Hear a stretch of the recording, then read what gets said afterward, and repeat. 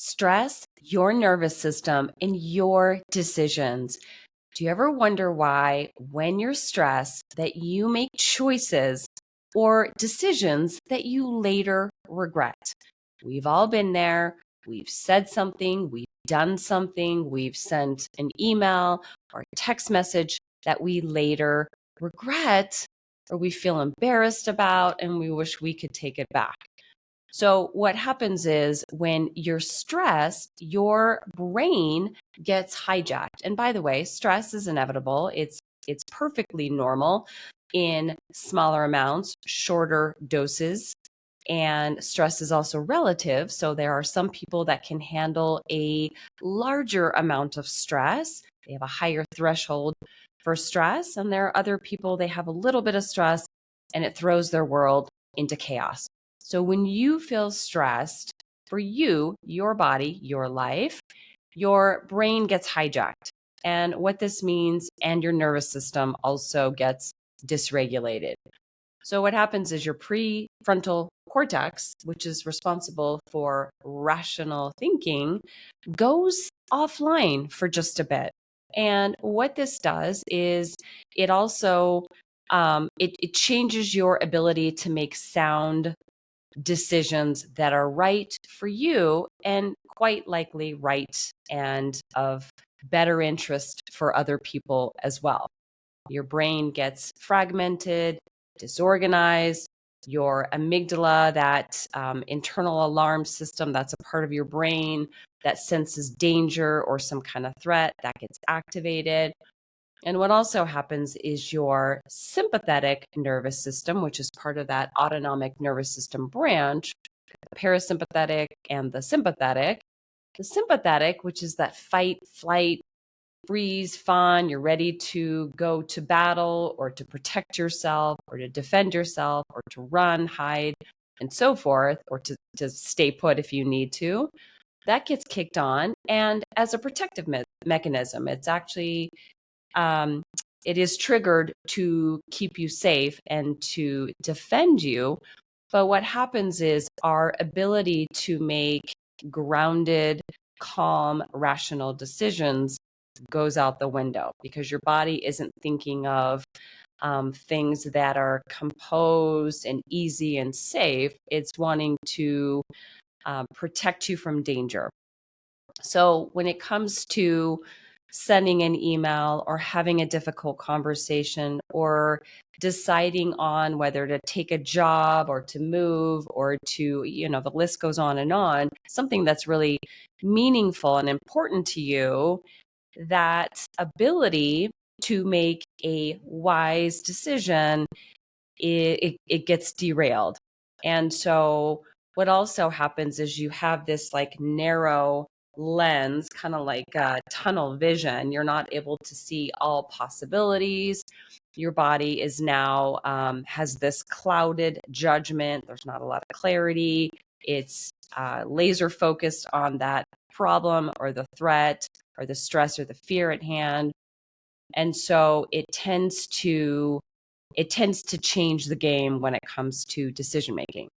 So on the flip side, in contrast, our parasympathetic nervous system, which is the other branch, that's the rest and repair and restore and digest. That branch, and both of those are, the sympathetic and the parasympathetic, are equally important. They are equally crucial and essential for your human existence, human experience. It's really about the balance and the dance and the homeostasis of that.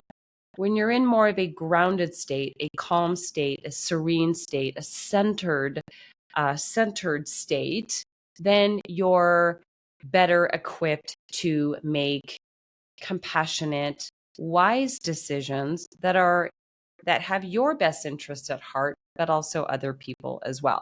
You're able to have greater clarity, better focus, more discernment. You have a lot more logic, and you can also access your intuition. Now, we all know that there are times when we are very stressed. We're in, maybe we're being followed by somebody, or maybe there's something, maybe we're walking on a trail and we see an animal, or we sense that there's an intruder in the home. Obviously, we certainly can make those quick, instinctive decisions to take care of that threat or that problem at hand. That's a whole other topic as well, and that's something that is going to be life-saving. This is more about just making everyday, day-to-day, yearly decisions that are really meaningful to you and important. And so having a calmer, more grounded state in these important decisions is really going to be, it's really going to serve you in the best way possible. And so there's something called decision hygiene, which is a very, it's not a new term, but it's up and coming, and it's something that is very, very important. So similar to physical hygiene, where you are practicing clean, healthy lifestyle practices for your body, this decision hygiene is really about becoming more calm, grounded, composed, centered before you make an important decision. And so decision hygiene is all about getting your body back into that parasympathetic nervous system mode or channel, so to speak. And there's many ways that you can do that, and I'll talk about that in just a minute. But when you're able to shift into that parasympathetic nervous system state from the stressed fight or flight sympathetic nervous system, then you are able to make a decision that's right for you. And as I mentioned earlier, also right for other people as well. And so some of the things that you can do to get yourself into that calm state is to, first of all, pause.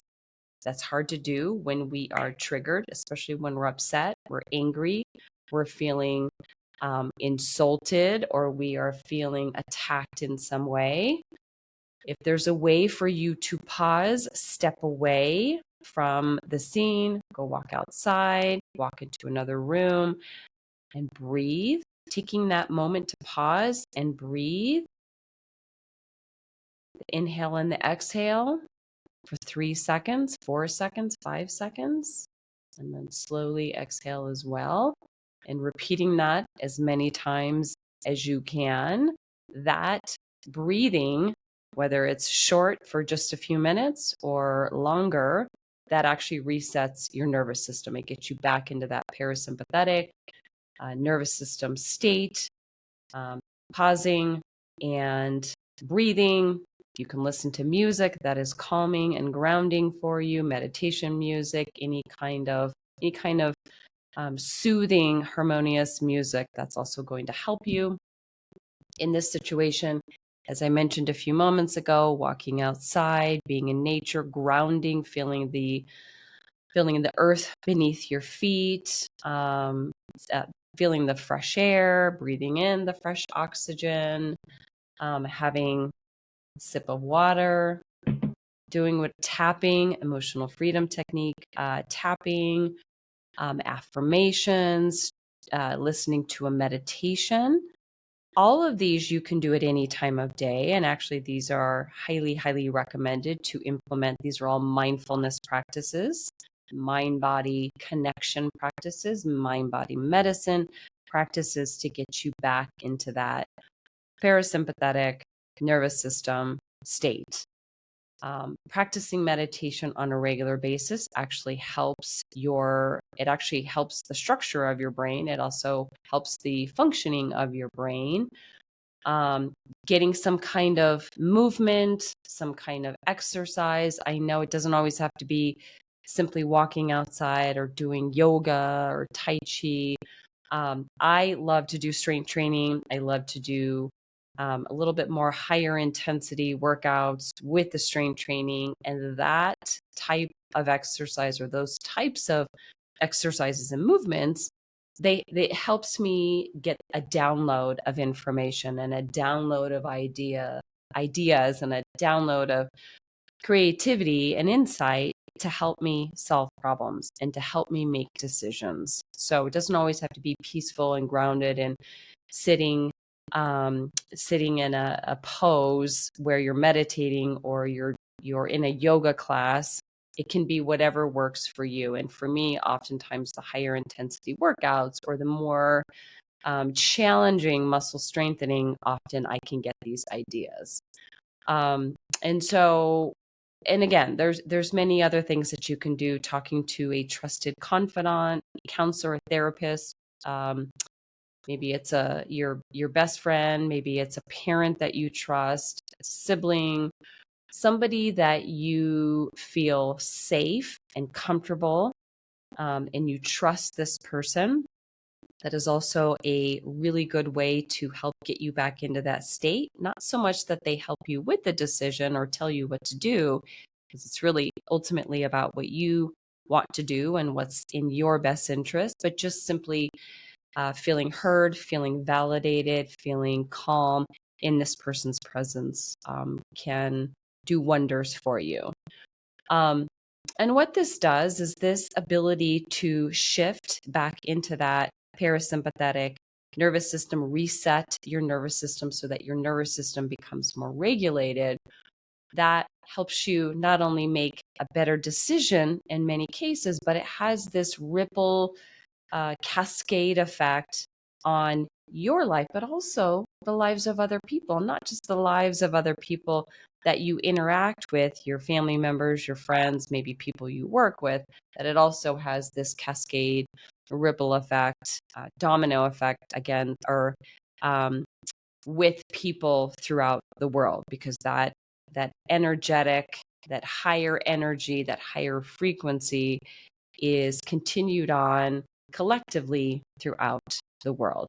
If this video resonated with you, if you enjoyed this video, please be sure to subscribe to this channel if you are not already.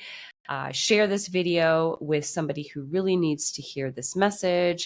I have a brand new program called Ascend. It is a mind, body, and business coaching program.